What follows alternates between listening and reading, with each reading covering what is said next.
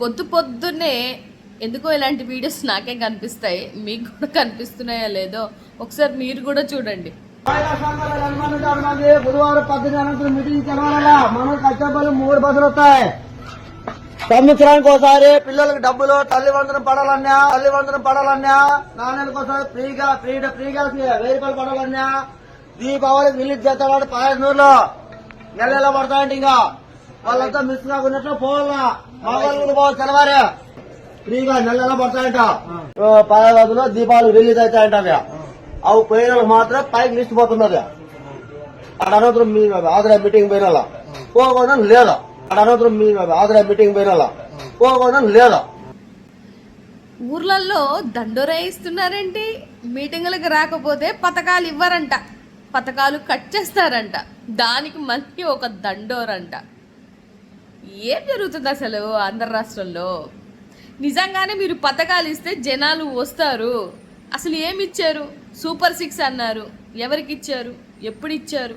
ఎంతమందికి ఇచ్చారు? తల్లికి వందనమని ఎంతమంది బిడ్డలకి, ఎంతమంది తల్లులకి అన్యాయం చేశారన్నది అందరికీ తెలుసు.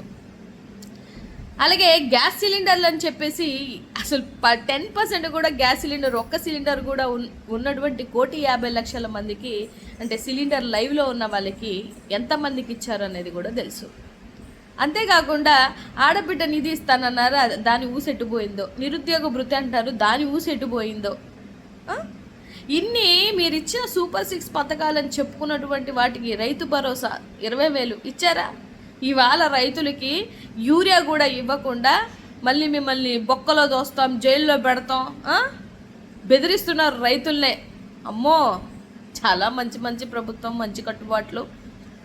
డెఫినెట్గా రాష్ట్రంలో ఉన్నటువంటి ప్రజలు ఒకసారి ఆలోచించాలి, అసలు వీళ్ళు ఏం పథకాలు ఇచ్చారని ఈ విధంగా దండోరేసుకుంటున్నారు అని.